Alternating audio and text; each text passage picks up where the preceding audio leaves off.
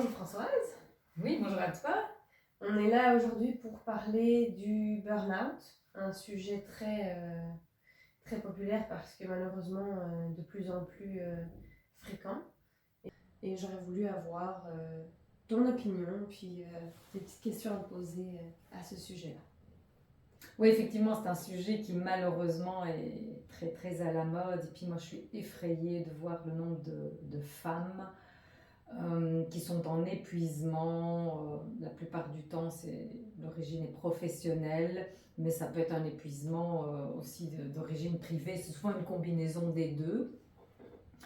Euh, et Moi, dans mon expérience, parce qu'avant de travailler avec les chevaux, j'ai accompagné des personnes avec des approches, je dirais, classiques, dans du coaching en entreprise ou dans un aspect plus privé avec différentes approches. Déjà à l'époque, j'avais suivi des formations pour pouvoir travailler sur le corps parce que je trouvais que dans mon accompagnement et dans toutes les formations que j'avais suivies, s'il y avait une grosse dimension qui manquait, c'était la dimension corporelle. Pour ça qu'aujourd'hui, dans mon approche, j'appelle ça une approche holistique, parce que je suis convaincue qu'on ne peut pas aborder juste le mental ou juste le corps, mais que l'être humain est plus complexe que ça. Et même dans la dimension holistique, nous sommes aussi reliés à plus grand que nous. Donc voilà. Et donc, au niveau du burn-out, moi, une de mes grosses frustrations, c'est que très souvent, on le voit venir. Je pense à des personnes que j'ai accompagnées, et puis on se rend compte que la personne va droit dans le mur.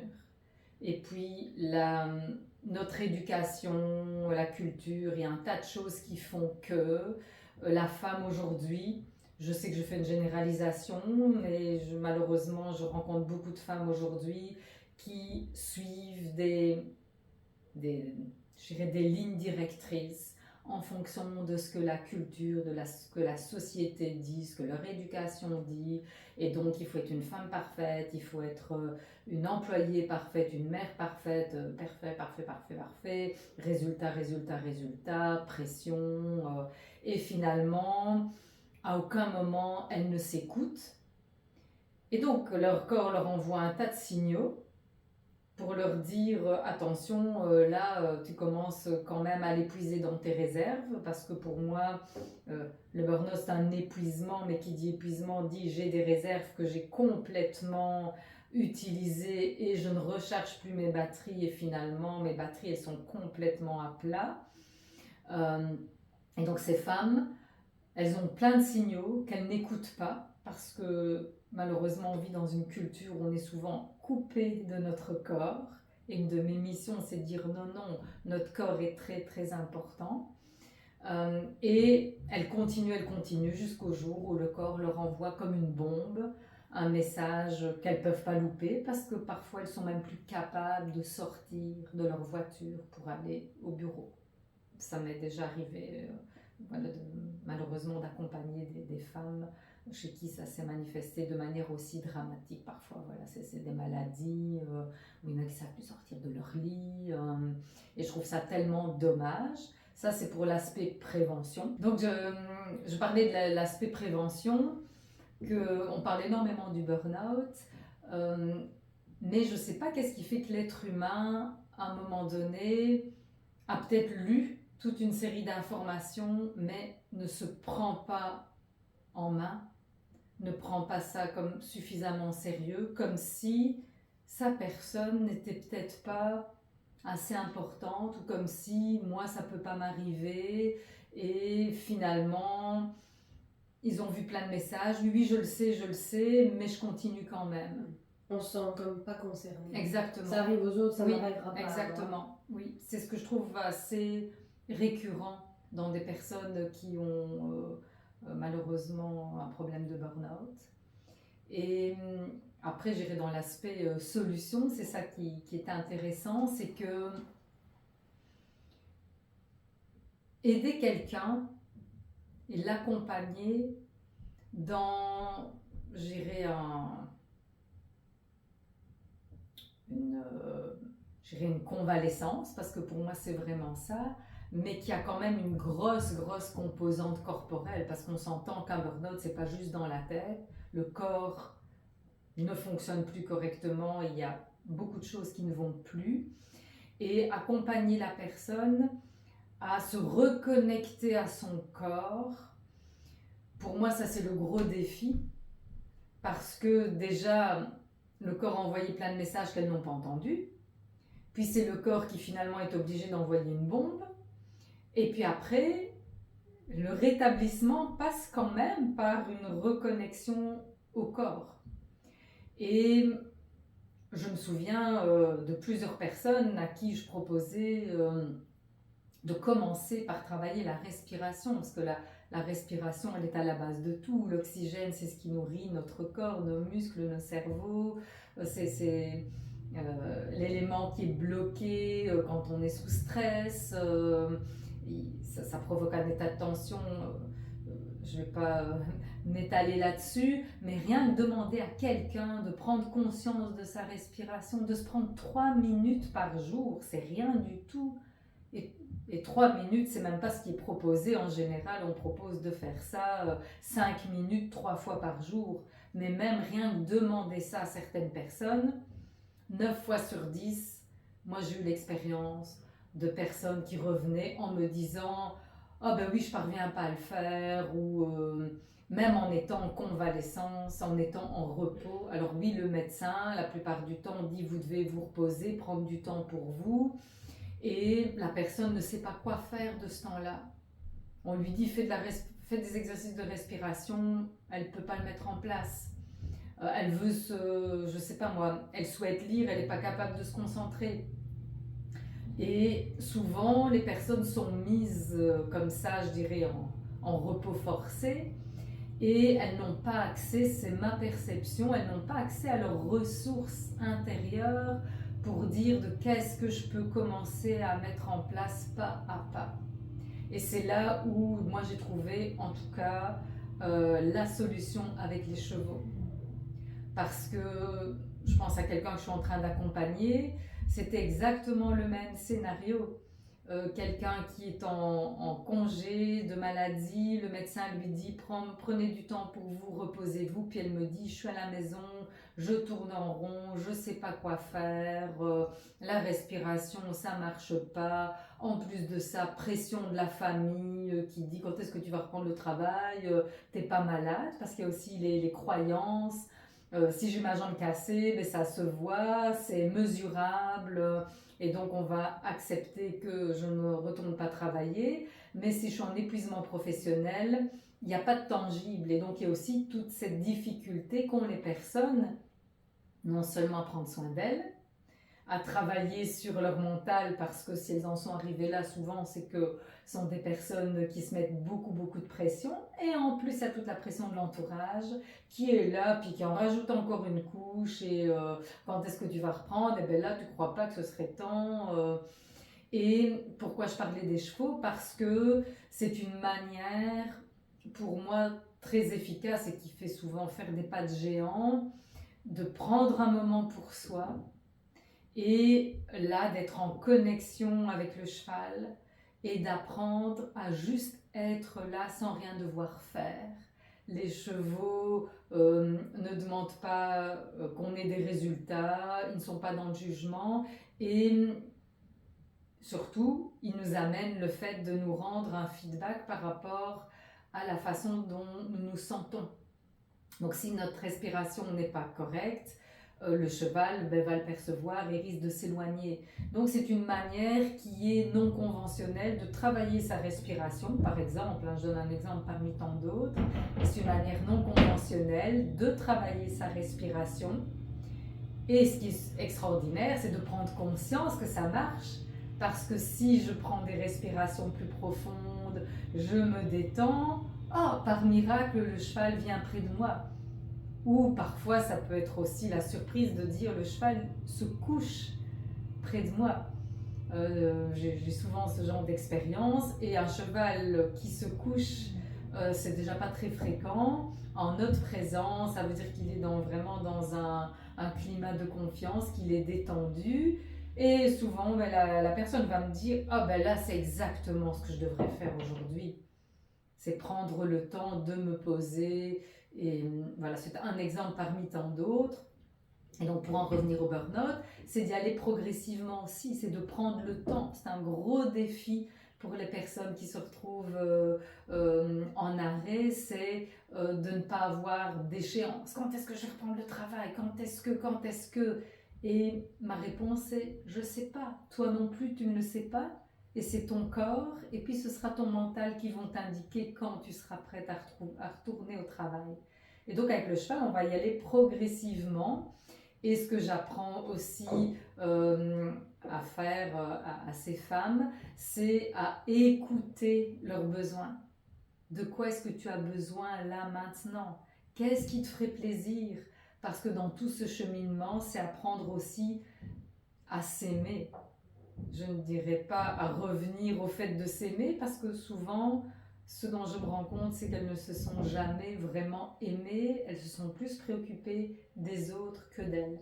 Et ça, le cheval aussi le renvoie, et petit à petit, avec des expériences différentes, ça leur permet de se reconnecter à leurs besoins, à qui elles sont, de prendre le temps vraiment tout en douceur.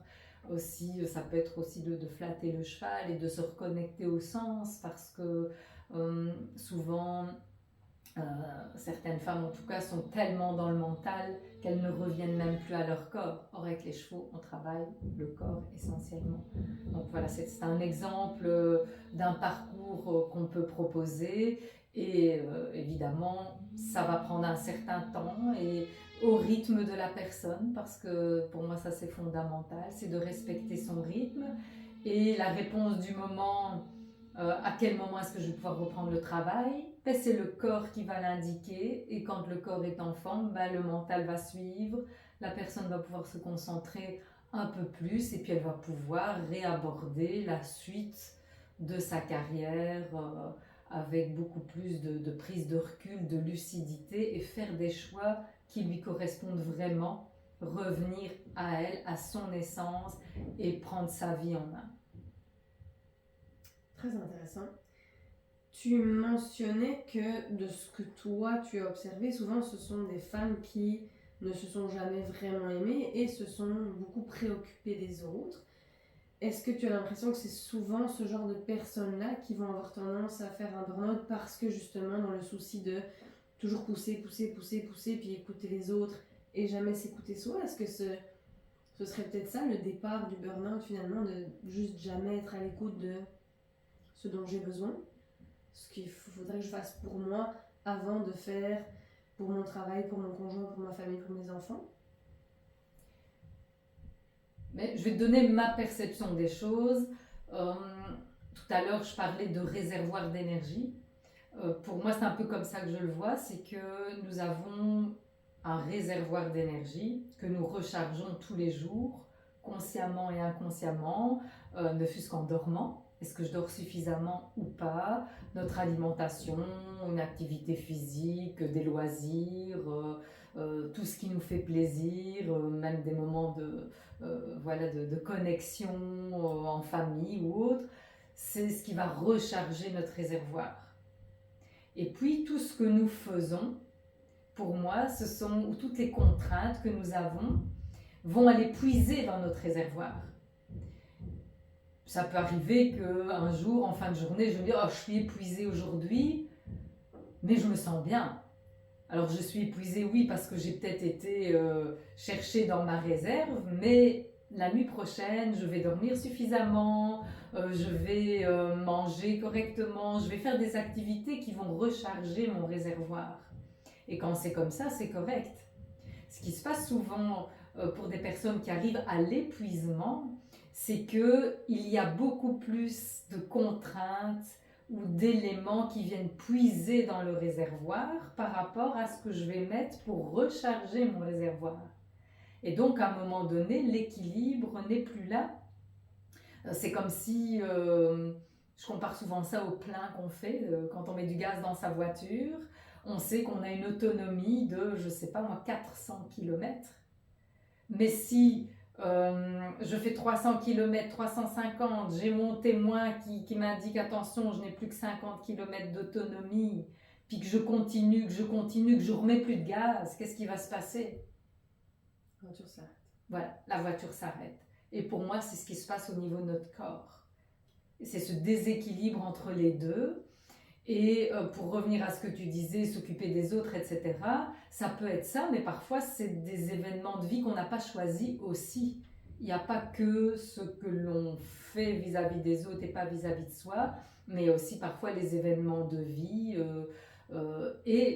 Chose très étonnante, ça a été mis en évidence il y a déjà très très longtemps, c'est que dans les événements de vie, il peut y avoir aussi des événements de vie heureux. Je parlerai d'un mariage, d'un déménagement, la naissance d'un enfant, etc., qui impactent aussi notre réservoir d'énergie. Souvent, on pense que ce sont des événements négatifs, comme un décès, une maladie grave, perte d'un emploi ou autre, mais tout ça a été mis en évidence dans les années, je pense, 80 par deux Américains qui ont listé les événements de vie et sont ressortis justement des éléments positifs. Et qu'est-ce qui fait que ça a un impact négatif? C'est souvent l'accumulation de trop d'événements de vie dans un laps de temps très court. Et qu'est-ce qui fait que ça épuise selon moi? C'est que ce sont des changements importants dans notre vie. Et tout ce qui est changement, ben, ça nous prend de l'énergie, ça nous met dans une sorte, oui, d'euphorie, de joie, mais en même temps, ça peut être épuisant aussi. Mais voilà, si tu gardes en tête l'image de ton réservoir et puis du témoin lumineux, est-ce que je remets assez de gaz ou pas, pour moi, c'est vraiment une métaphore qui, je trouve, représente pas mal le burn-out. C'est très intéressant comme métaphore. Si je me dis, je veux éviter d'arriver à sec, est-ce que c'est un 1 pour 1? Comment je fais pour me dire j'ai suffisamment rempli pour me donner assez d'énergie pour ce que j'ai à affronter? Mais c'est une très bonne question parce qu'en fait, la réponse, c'est tout commence par se connecter à soi. Ton corps va te donner des indicateurs. Donc sur ta voiture, souvent, à un moment donné, quand tu as consommé trop de gaz, tu vas avoir le témoin lumineux. Puis tu continues. Et après le témoin lumineux, c'est un témoin sonore.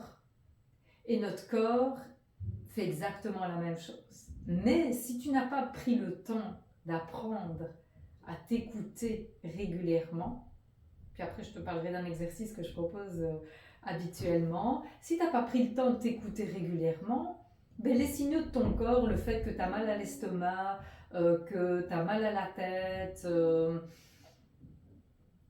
tu vas pas en prendre conscience, tu vas peut-être prendre un Tylenol ou autre, et puis c'est tout. Tu vas continuer. Et c'est ça qui amène les témoins suivants. Après, le témoin suivant, c'est je sais plus dormir. J'ai vraiment des crampes à l'estomac, ou je mange plus. Le témoin suivant, ça va peut-être être, je sais pas, moi j'ai des problèmes digestifs encore plus importants, ou j'ai mon dos bloqué. Et donc pour moi, c'est ça vraiment les signaux, c'est pas un pour un, c'est de nouveau être à l'écoute de soi.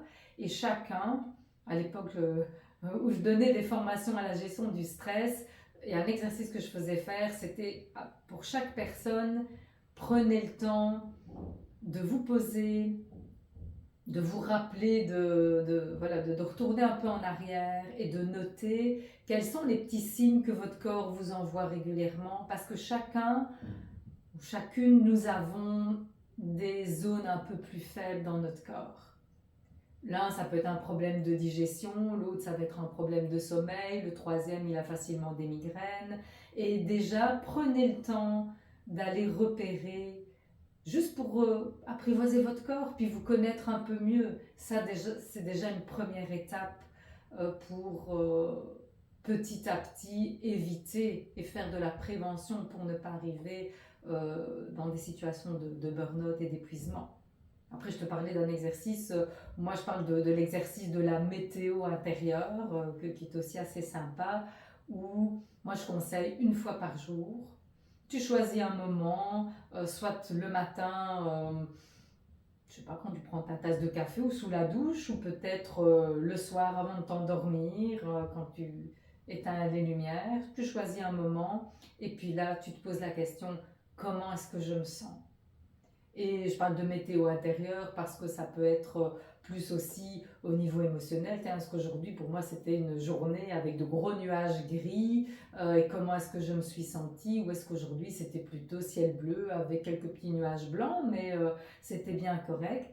Et faire cet exercice-là, ben, c'est encore, je trouve, assez sympa. Ça prend très, très peu de temps. Et c'est déjà un petit pas pour se reconnecter à soi, à son corps, à ses émotions. Et c'est déjà un indicateur qui me permet de progressivement aller vers un peu plus d'introspection. Très intéressant comme exercice, puis très facile à intégrer dans une routine. Mais moi, c'est ça que, en tout cas, j'essaie de transmettre. Oui, on peut faire beaucoup de choses, on peut passer 45 minutes à faire de la méditation tous les jours, mais ça ne convient pas à tout le monde. Et donc moi, je préfère donner des petits trucs qui ne prennent pas trop de temps. Et puis vous commencez à mettre ça en place. Et puis si ça vous va et que vous avez envie d'aller plus loin, que vous avez envie d'y consacrer plus de temps, c'est devenu une routine pour vous, ben on passe à l'étape suivante. Et il y a toute une gamme d'outils.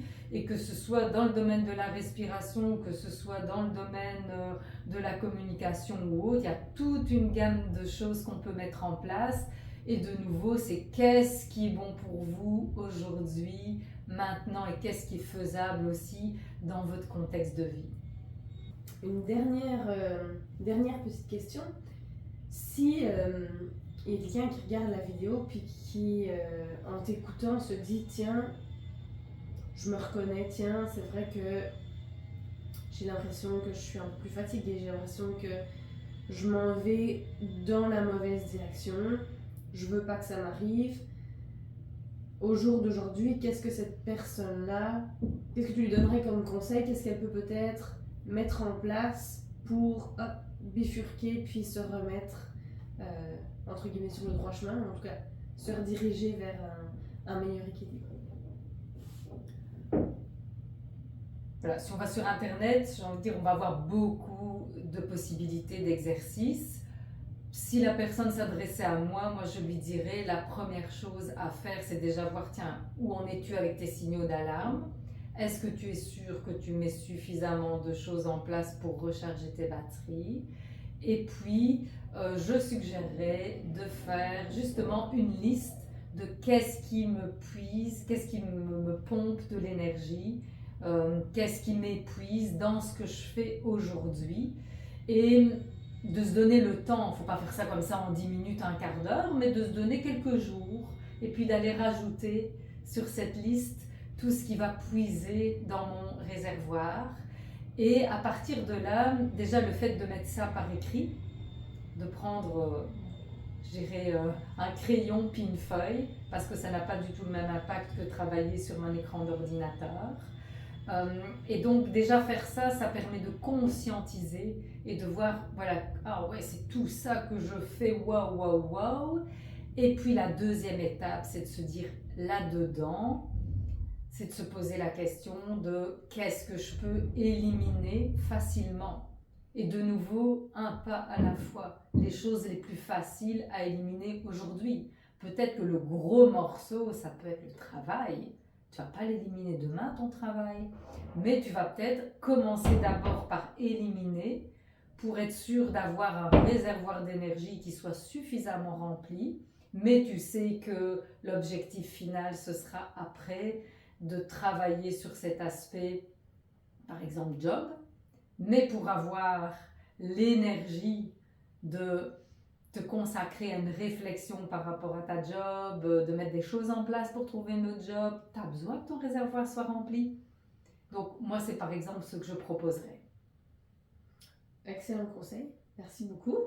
Avec plaisir. Merci pour cette discussion sur le burn-out. Je pense que ça va éclairer plus d'une personne, puis leur donner des pistes pour se remettre sur le droit chemin. En tout cas, c'est ce que je leur souhaite de tout cœur. Merci. Avec plaisir.